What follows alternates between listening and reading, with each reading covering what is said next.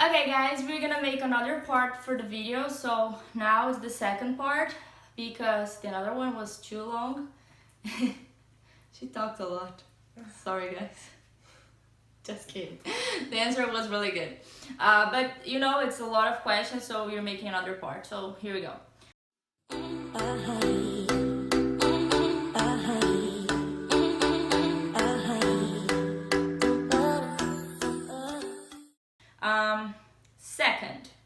Second part. What are your criteria? How can I read that? Criteria when you were looking for an au pair. Like, what do you look at their profile? Yeah, sure. So, I guess I don't really look at the childcare hours as much as somebody with younger children or babies do. Like, because the children are older now, I think it's more important that the au pair has a little bit better English to be able to communicate with the children, because they would just take advantage of you if you weren't able to communicate with them effectively. So I think I only interview au pairs that have videos. I do not interview, and a lot of other host families do that too. They don't interview au pairs that don't have a video. I look for au pairs that have maybe lived away from home, being independent. So I tend to worry a lot about the au pairs being homesick. Driving is huge, like how long have they been driving for? How long have you had your license for as well? And then I also look to see how many brothers and sisters you have. Oh my gosh, that's why she chose me. 3 brothers and 1 sister. Okay, so how did you find Kay, and why did you choose her as your au pair? So Kay was a rematch au pair. We were in rematch, so we had basically a few weeks to find another au pair before our last au pair was leaving. So it was a little bit challenging. So we were looking at the in-country pool. So looking for Kay had a driver's license. She'd driven in the U.S. And everything that was really in her profile as to why she was in rematch was nothing bad. So she didn't break any program rules. She didn't get into a car accident. She didn't have parties in the house. She didn't drink. Overall, she had a good relationship with the host family and the children. She was looking after children that were very similar in age. And I was able to talk to the area director that was servicing her area and get like a reference as to how she felt Kay was, and there was no red flags. So we talked a lot. It was Christmas. Yeah. We talked a lot, and me and Abby really liked you, and I drove down and picked you up a few days later. Yeah, that's true. How was the first contact with Kay? Oh, it was great. I picked her up from her host family home. I met her previous host mom, and we drove for maybe 2.5, 3 hours in traffic, just talking about Life, everything, on the way home, and it was great. But it's also a little bit easier for au pairs that have been in the country for a little bit longer and have already done this once. For those au pairs that got picked up at Au Pair Academy or from the airport, it's going to be a very different interaction as well, coming in, especially for those host families that are new in the program. So I would do the same. Probably. I did the same with my host mom when she got me from the airport. I was like, blah, blah, blah, blah. I like to talk. Why do you prefer an au pair than a normal nanny? I think I know that, just because of the flexibility. The flexibility, I would say, yeah, like getting somebody who's, like, I provide the car, so I know that the car is safe. Dude, you looked at that. It's really bright. There's more hours, there's, you live with us, so the kids get to know you. It's not like getting like a regular nanny, and our hours are not necessarily completely regular. Like my shifts before were really irregular. And just having the same person consistently pick other children up from school. I wouldn't necessarily say it's cheaper or more expensive. I think it really just depends on how many children and what expectations you have. I mean, sometimes we don't make the 45 hours, but it's still nicer to have you, but makes it a little bit more difficult in other ways. So, why are you not gonna have another au pair? I think next year, I changed my job, so I think having a conventional Monday through Friday schedule for me and Jeff will be easier. Mm-hmm. I'd like to be home a little bit more with the kids. I do think that having an au pair that only works maybe 20 hours a week or 30 hours a week is sometimes more challenging in the program, just because then our expectations are higher for other things around the house. So I just think there's a lot of missed stuff there. And I just think with the new school that the kids are going to, we might not need that. But we're going to wait and see how we do for a few months and decide if we do need an au pair after. But we're going to try without for a little while. Yeah. What is the first thing you look in an au pair profile? Their video. I always say that. And Au Pair Care does a personality test. Ah, yeah. I look at those. Did you like mine?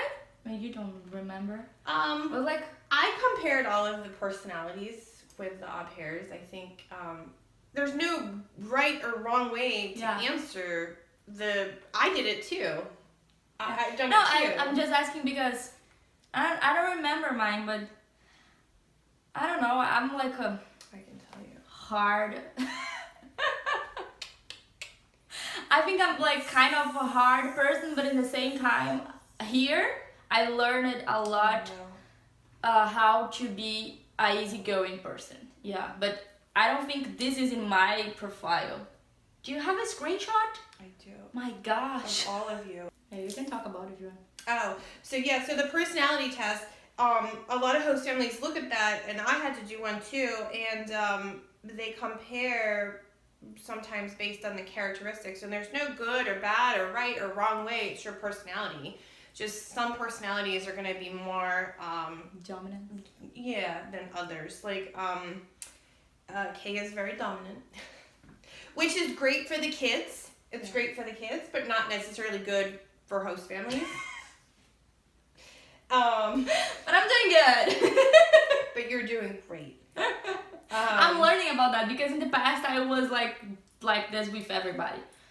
But this is something good that the program taught me, because I could learn being not dominant with like my boss, you know, like, yeah.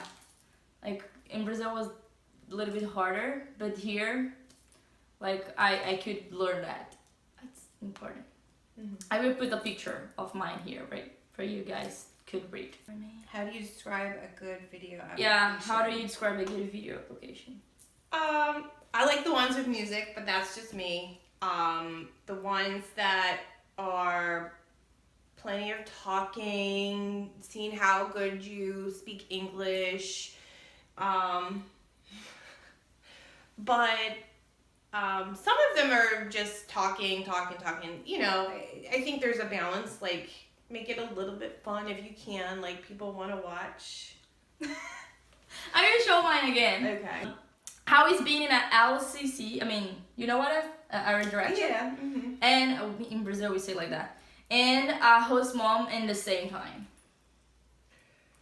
I think it's good. I mean, another area director communicates with Kay so that she doesn't have to answer to me all the time, like if there's a problem or if I'm doing something wrong or she's wants to talk to somebody other than me. Yeah. She can talk to another area director, so they help her. So that's important, I think, that you have support still with au pair care. I think abiding by the rules and I think the pressure to be a successful host mom is higher. Yeah, you're good. So, what? No. Like, like, you're good. No, you're awesome. You know that. I know. I know. you want everybody to be happy and, you know. Sometimes a little bit pressure. Yeah, I think there's a little bit of pressure. You know, but there's Department of State rules for a reason, and everybody should follow them anyway, whether you're a director or not. So yeah. Okay. Oops. The last one. What is the best characteristic about Kay and the worst? That was not me. Okay. The best characteristic is how wonderful she is with the kids. Oh, thank you. And me. I think she's really awesome with the kids. She does a lot with them. She'll play outside. She'll stay inside. She does homework. I mean, the kids are just doing really, really well. And respect her, too, for the most part. I mean, they're kids. I think the worst part... Go ahead. I know it. What do you know? What are you gonna say? That's the same thing that everybody says to me. Like, nobody's perfect. Go ahead, say it. Okay. She can be a little sad sometimes. Yeah. Maybe a little moody. Yeah, like what she's trying to say, and then you agree or not with me. Okay. If I'm sad with something, I'm really transparent. Mm-hmm. So if Jenna do something to me and I didn't like it, I'm not gonna keep smiling. For sure, I will not keep smiling. Like, I will respect her, but I will be like cold, like, okay, how was your day? Good. And actually, it doesn't really bother me as much. Like, it bothers me just because then if she's sad, I worry. I'm like, what's wrong? What happened? And she's like, I'll tell you later. And I'm like, no, you have to tell me now because I already know that something's wrong because you're clanking around the kitchen while you're cooking. Yeah, so like, I hate that. Like, give me my time. We're gonna fight here. Like, I need my time to think about everything that happened and think about if I really need to be sad about that or if I really need to be mad about that, and she just want to make me happy again. So she's like my mom, like, what happened? Go away. Or put a smile on your face and tell me later. Yeah, like, because I'm not gonna smile because you want to smile. Well, because then it affects my mood, and then I turn sad because then I worry about it. But it's not really me. Like, it doesn't really bother me as much, but it definitely bothers Jeff. Yeah, but you know, like, what I always say when we have this type of conversation is, I'm a person, I miss my family, I miss my boyfriend, I miss my friends. I actually don't have many friends here, like, actually I have like 2 or 3 friends, like really friends. The rest is like people that I met.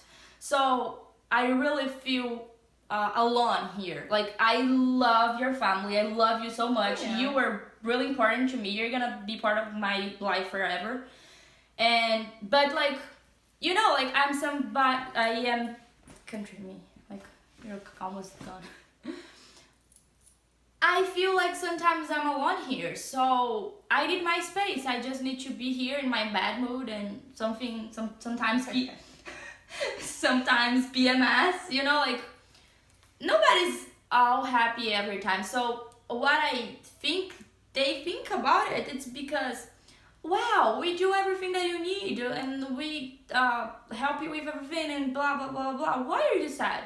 But as I said once in my Instagram, like, about psychology, you need to feel your feelings. If you're sad, be sad and understand why you were sad. That's important for you. That's important for the next time. Maybe you don't be sad. So this is like part of my life. Like, if I am mad, I will be mad. Like, I don't want to say anything rude because of this. It's something sometimes I just say, like, no, I don't want to talk right now, because if I talk, I will be like, so I prefer to stay quiet for a little bit and then I talk. So it's like some things that I learned in the college, like with the psychology, and something that I just learned here, being an au pair and being alone, you know, like. But I can understand how this make them bad, like, how can I say it? Like, I mean, frustrated. Maybe that's the word. I don't not understand the feeling of upset or disappointment, or, you know, I don't have my parents here. My parents are in England. We just moved house. We just moved away from, like, all of my friends. The children can be, you know, hard work sometimes, and definitely more difficult when I'm home, so it becomes more frustrating. But if I'm sad or I'm upset or angry about something, I don't come home and yell at Kay because, or not talk to her, or she's like, did I do something wrong? You know, it's just trying to find that balance. And I think for me, I understand it a little bit more. I think for Jeff, being like a man, like, he's like, well, I already have 3 girls in the house and a wife, and she's, you know, because when I'm angry or I'm sad or I'm mad, I take it out on him, and he's like, what did I do? So the last thing he wants is somebody else coming in, the 4th girl in the house, and who's coming in, and he's like, oh, what's wrong with her now? Because then he's not the kind of person that says, oh, what's wrong, Kay? Like, he doesn't do that to me. So then he's like, what's wrong with her? I'm like, I don't know. She's probably, I don't know. Yeah, like, so we're a family. Do you want a tip? Leave me alone for a while. I will be better. It's just that, like, and you know, like, for example, you said, oh, if I'm angry or something like that, I'm just don't come home and I stay out for a while.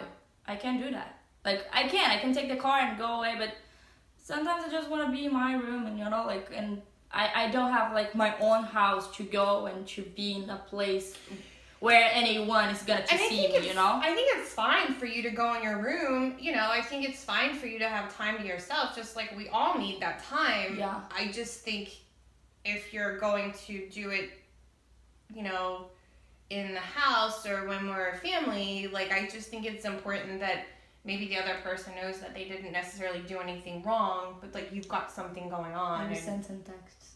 No, just text me. PMS, alert PMS. Alert homesick.